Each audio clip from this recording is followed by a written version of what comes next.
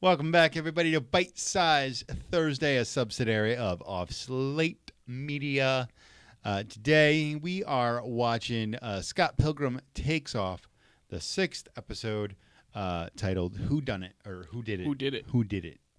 It's about who did it. Hopefully. We're finally going to figure that out. Yeah, I think so. Which is interesting because we still have 3 Evil X's to go. Kinda. Didn't we already count Gideon? Actually, I think this is the Gideon one. It's got to be the Gideon Yeah, and one. then the twins are doing something. I feel bad for them. They kind of get nerfed in these other two, because they have a whole book for them, just like all the others do, but then in these other 2 versions, they, at least so far, haven't been in it that much. I think they're probably the least interesting. Oh, because because they're twins? The robot is more interesting than they are, I think. Maybe I don't really remember how this plays out, to be honest. I mean, other than the big things. Yeah. Drew, do you remember? They're the least interesting. Is it because they're twins? Or is it because they're Asian? Or is it because they're men? Because they're men. Okay, that's a correct decision to have. I remember this episode being, I think, sort of I could be way off base, but I remember it being sort of a bottle episode. I think they're pretty much in Julie's apartment. That sounds right. I don't remember a whole lot beyond that. I think it fills in a lot of Gideon/Goose's backstory. Yeah, I remember being very annoyed with what happens to Gideon's character. Now, in the context of this is getting them all closure and healing them as a whole series, I guess it makes sense. But like in the moment, I remember being kind of annoyed with it. Because his whole thing is he's the root of all those X's not moving on. Mm-hmm. And it's like he can't let go. And so that's what should be the point more in the movie, and it's not. And I think in the source, he's just kind of the final boss in the movie. There's not really much like, which is what it has to be, like you said. We have to fast track this, so he kind of has to just serve as a final boss. Mm-hmm. So,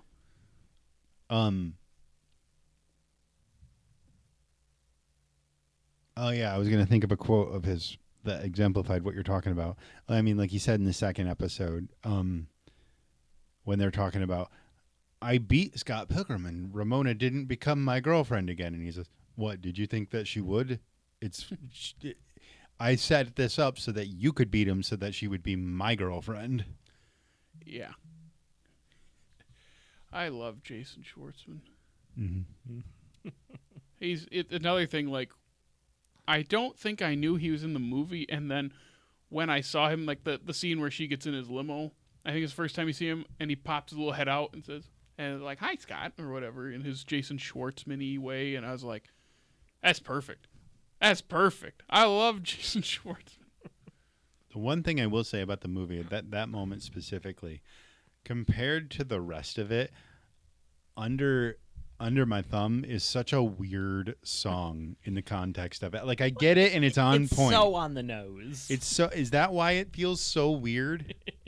It's if anything, it's a similar moment to Hot Fuzz when, was it right after the play, Romeo and Juliet by Dire Straits is playing in what's his name, Timothy Dalton's convertible.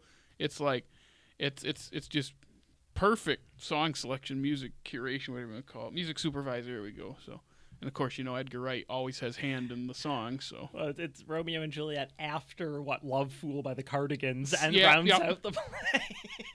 Also very on the nose. That song is so funny because it is a really good song, the Dire Straits song. But then you got Mark Knopfler trying to do the romantic. It's like, hey, Romeo, they give me a heart attack. Sort of borderline Bob Dylan, yeah. I mean, that is like a huge influence on him, I know, and I know they've collaborated a bunch. I think Joker Man is a Mark Knopfler, Bob Dylan collab. I'd believe it. So, But yeah, that all I remember about this episode going back is they find out who did it, or they're trying to find out who did it, and they sit at the apartment the whole time. So. Mm-hmm. All right. One last note. Is anybody noticing that these episodes are they're moving very quickly? They don't feel as long as they did when I originally watched it. I think part of it is, of course, the age-old, when you've seen it, it moves faster. I think the other thing is there aren't many story beats in these. It's mostly about character interactions, dialogue, and then the action scenes, so they fly by because, again, they're like small sections of a big thing instead of being like self-contained bigger stories. They're smaller parts of the big story. I was going to say, seeing it before has not necessarily affected my observation of time with something like The Dark Knight. I swear that movie gets longer every time I watch it. Yeah. It's also kind of slow-moving. That's true. So slow-moving things tend to move a lot slower on rewatches because it's all about where it's heading, and it's not. A lot of times they don't often do world-building stuff. Is that why you think it takes 3 hours to watch Blade Runner? I think that's just snail's pace because, I mean, that second movie is pretty similarly paced, but there's kind of more happening, and it's a lot more interesting. I would like your take on that. Put him on the spot. I love both movies dearly. I will accept. Yeah, they're both good movies. Although I was a little bit annoyed that in the second one, the spinner was branded as a Renault. I think there's some sort of lawsuit over that, too. I don't remember the details. But. All right. We ready to do the thing? Yeah. All right. Let's take off.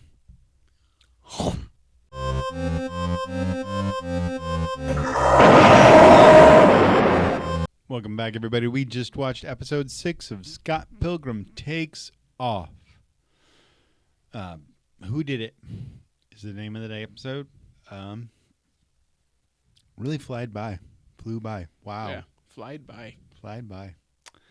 I'm not really sure why, except for that Good pacing. I like explanatory episodes.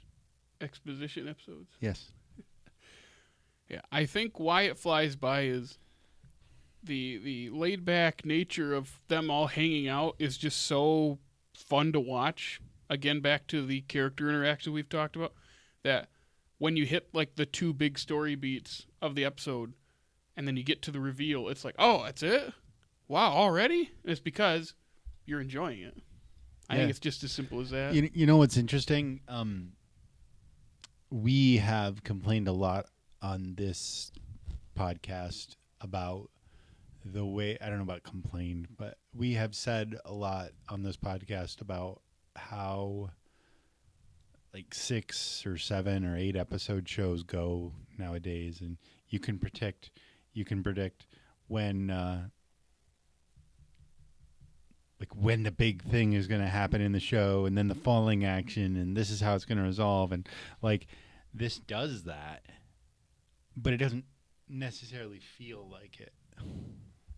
Yeah, I think what helps it is when we have those big streaming or network shows that have very short seasons, the scope is big, and and if it's not a mini series, then it's supposed to be continuing story threads. Think like we brought up a couple weeks ago, or somewhere in there with Aaron, about the Mandalorian season, how it's so short, but they do so much.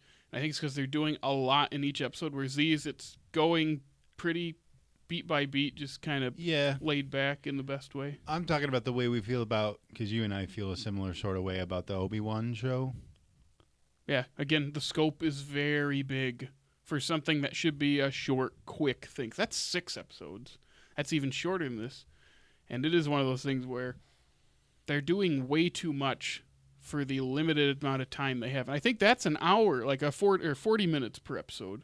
That sound right? For Sounds that right. Obi-Wan and when you have an hour, and that's the same with Mandalorian, quote unquote, because remember those episodes are like 35 minutes instead of 40 or 50. But I think when you have a big scope like that, it's harder to get everything to fit into a short season, unless you're doing the anime thing of you're looking at all the minutia. and each season isn't like multiple seasons for one arc. Is what I'm saying.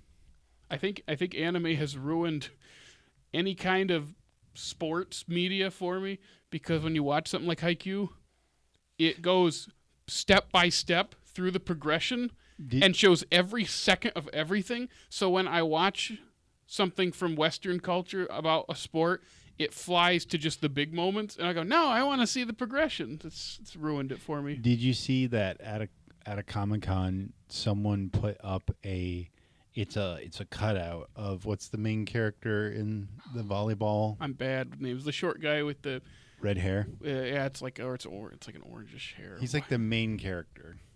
That's IQ, right? Yep, I am so. Do you know anything about what we're talking about? False. What is his name? Okay, Shoyo Hinata. That's right. I'm so bad at remembering names. Shoyo, someone put up a cutout of his actual jump height as recorded in the anime and the manga, and then had people like try to jump to that height. I love it. It's a good show. Because it's like his jump height is like, it's insane. Isn't it like 6 or 7 feet or something like that? That's like his whole spiel is he's small for a volleyball player, but he's got a secret weapon of his leaping ability. Mm-hmm. Yeah, and again, the way they develop characters by showing skills and showing the progression day to day has ruined Western culture, sports media, in like entertainment media, because I want to see the progression, and you don't see it. It's all about montage. It's all about results the results of what they get instead of the journey to get there. That does seem very, very American to me. Yeah. It's about, do they win or not, when it should be about how did they get better? How did they change personally, not just athletically? Like, there's so much more to it. And I've said the best sports media tends to be the sports are important, but kind of secondary to an emotional center of the movie. I think like Moneyball. Sports are the focus, but the focus is on like the analytical side of running a team and not playing the sport. And I think that's why a lot of non-sports people connect to it. Same thing with like the OJ movie. Oh, the documentary? Yeah. What's it called? OJ Made in America? Yeah. And that one's edited similar, where we know the result of the trial, but it's going through every step of the way, and it almost makes you believe something else is going to happen. But we already know what happens. And a lot of us don't know the smaller details of what happened. One of us here was an infant for the beginning of that, and then the trial, I'm like, the 2. beginning of that? Yeah. Okay. Yeah, It would like have been hilarious if, similar to Scott Pilgrim for the series, they did total subversion of expectations, and the trial results are different at the end of the series. and like Johnny Cochran and it was revealed. What is the prosecution? Who is the head prosecution person? Oh, I can Christopher. No, I can picture the her young guy who they brought on to kind of spearhead it, and he watched it. I'm thinking of the other one, Marsha. Oh, there's Marsha. Can't think of the last name. But you know what I'm talking about. The other guy, it's like him and Johnny Cochran then like go play like squash, go to a squash court afterwards, and they just hang out for a whole episode. It's kind of what the equivalent to this show is. It's taking the status quo and it's warping it into having interactions that you never would have thought. And then when you see them, you go, oh, that's fun. I like this. Is Johnny Cochran a good squash player? Who's to say? I find I've often, and not exclusively, but often preferred episodes of a series that focus on character development rather than a lot of the plot-driven stuff. Similar to this episode here, or like I was talking to someone just earlier this week about, have either of you guys watched Glow? Also the Netflix series. Oh, it's the wrestling. Gorgeous ladies of wrestling? What's the first word? Yeah, I think so. Okay. That's Allison Brie is the main character. Sure is, yeah. Netflix. It is. You said. Okay. I've never seen it. I hear it's decent. I really liked it a lot, but one of the big complaints about the third and final season is that a lot of the episodes don't actually focus on them in the ring wrestling, which is very much what the first 2 seasons were. But there's one episode of the third season in particular where they drive out to the desert and they're just camping in the desert over a weekend, and it's all character development. You know, that reminds me a lot of what this episode was doing, and I tend to like that sort of thing. I think hangout stuff in media in general is so divisive because, at least for our stupid American minds, where it's like something always has to be happening that's meaningful to the story and pushes the story. And I don't think we always need to do that. And then you got movies like, what did you Dazed pick? and Confused. Yeah. Where it's just like... I knew what he was going to think of. Well, it's... Yeah. It's Linklater. Yeah, and he has other hangout movies, too, that do similar things. Like Everyone Wants Some, or Everybody Wants Some. I never remember. Hey, real quick. What? Who is McConaughey's favorite Secretary of State? I'm scared to ask. Albright. Had to be done. That's right. That is the movie that he did that in first, and you don't even see him do it. It's a shot outside the car as they're pulling into the parking lot. As they're pulling into like that, what is it? It's like a roller rink or a bowling alley or something. I can't remember where they're going somewhere, and you don't even get to see him say it. You just hear him say it. That sounds right. I've noticed the limited anime I've watched. Some of it's been like slice of life anime is very hangouty. And one show a friend of mine had me watch. I helped him write his. He did like a YouTube video on the series, so I helped him with the script. And I go, I should probably watch the show because this isn't like Dragon Ball or My Hero Academia where there's a million episodes to watch. This is a 26 one season thing. I can do it. It's Welcome to the NHK. You ever heard of that? I haven't, but I've not been following anime for a little bit. It's from like 2004, 2005, and it's a lesser known one. But most of the episodes, you kind of just hang out in this guy's like college townhouse, whatever you want to call it. If I were to show you a picture, you'd be like, oh yeah, I've seen those buildings in other anime. And is the NHK like the broadcasting network? That's what it's tied into. Yeah. But it's like to him, it's a big conspiracy that's keeping him from functioning because he's oh boy, what is the word? The term? It's. They are people who never leave their houses. Agoraphobic. Yes, there's a Japanese word for it. Oh, I'm going to type it in. While he's looking this up, what did we think of this episode? Well, as I said, I liked the character development. I liked that it perpetuates the running gag that I've noticed but not commented on yet, which is that Ramona's purse is a TARDIS. It just has infinite size on the inside. In this episode, we saw her pull out a full TV VCR combo unit. There was an episode earlier where the entirety of Lucas Lee fit into her purse. The episode prior to that was the enormous sledgehammer. Yeah, I think when she opened it one time during this episode, you could see like stars inside of it or something like that. Which is what Scott cried into in his dream. The stars? Yeah, remember he's like saying they're going, I'm so alone, he's crying, and they're going down into the same design where his tears just keep falling. So, by the way, the word is hikikomori. Okay. And it's where it's people, because in the digital age, you don't have to go anywhere necessarily. They kind of live off their parents' allowance, and they never leave their house. I see. And not all of them, like that's like younger people, but then there are other people, like they work and they live just in their apartment and they do not leave. And it's an actual like social endemic that's epidemic that's happening and has been happening for like 20 years. Oh, wow. But yeah, just it. But I wonder if that has anything to do with like the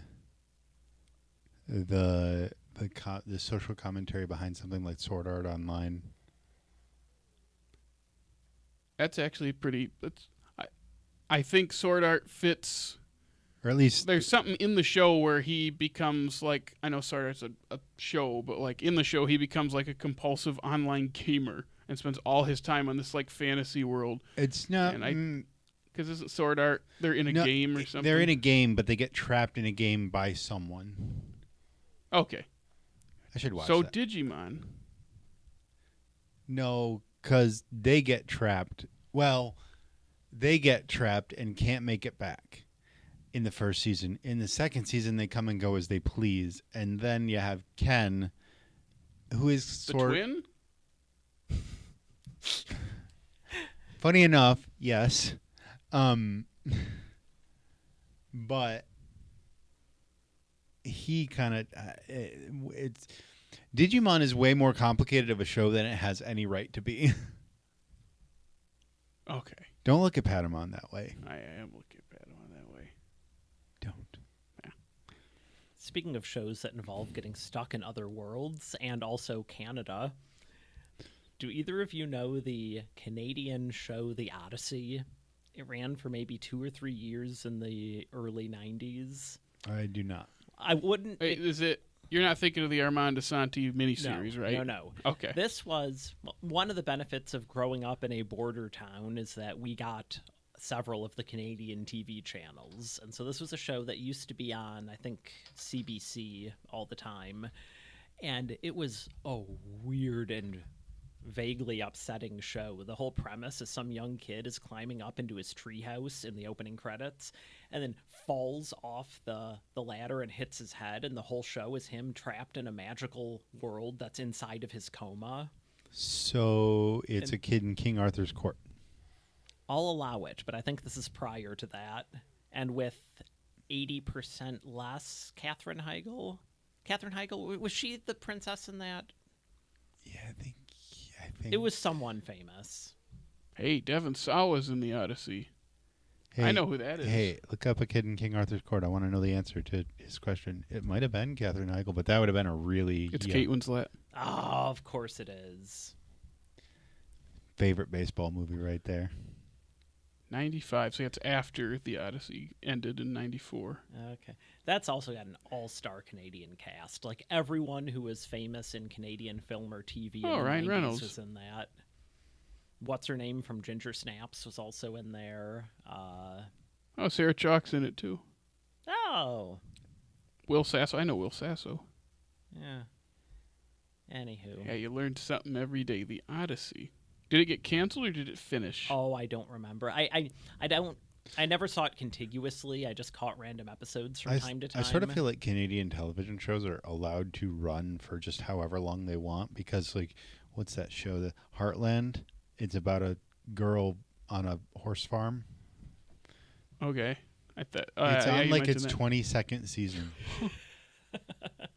Are the horses still living at this They point? get new horses. Okay, I thought so. But funny story, the dude that was her original love interest has died. In show? Sorry, they got married, had a kid. He died. She's now remarried, and might have a kid with him. The remarried one. It's insane. That's the thing with those long-running shows, though. Eventually, you do like everything. It makes sense. It's Canada's Grey's Anatomy, Which is White Woman One Piece. That's As we've said, that's not my joke. that I is got a that off the fair internet. assessment. That is a fair It assessment. just keeps going, and people love it.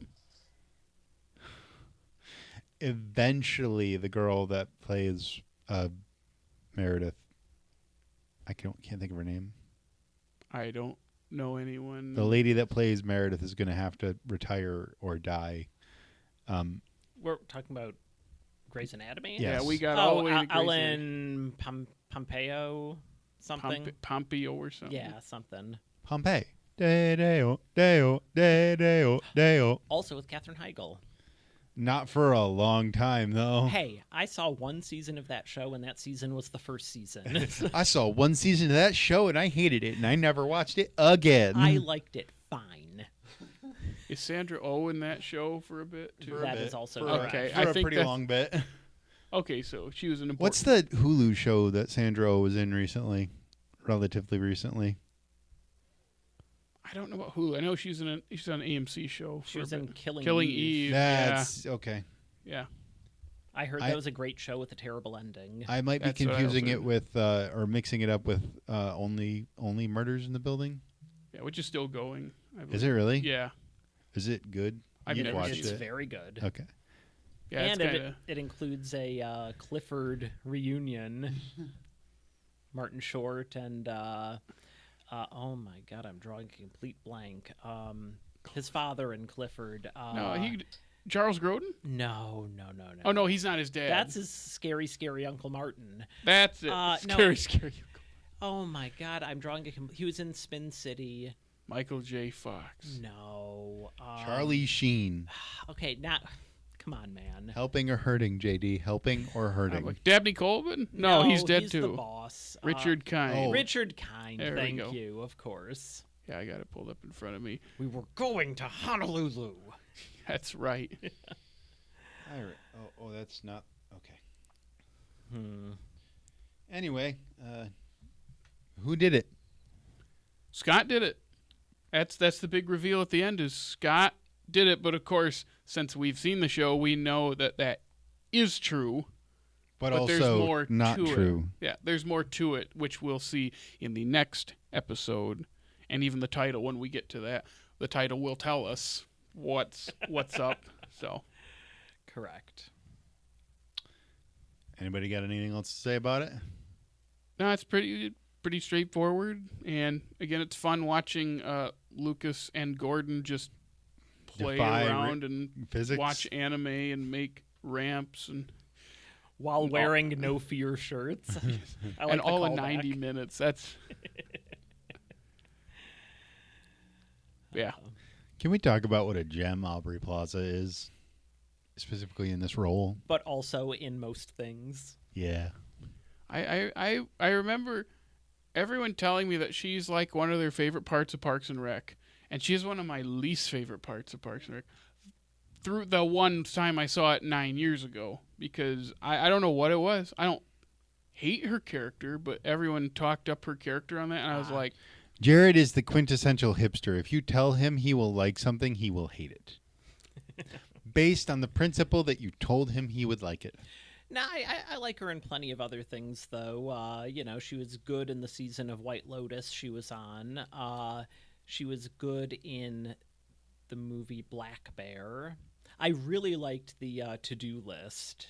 That's an all-star cast and a really funny comedy. I don't know. I like her in most things. yeah, I like her. I can't think of anything big off the top of my head that I liked her in the movie or show. Trying to think. I like her in this and the movie. She's not in the movie that much, but here, she's fun. I do like in the movie where, similar to this, she's got the constant swearing, but in the movie they It's put the the box. black box across. How are you doing that? Fantastic. Is that all we got to say about That's this all I episode? got. All right. So we'll be back next week with the penultimate episode Yep.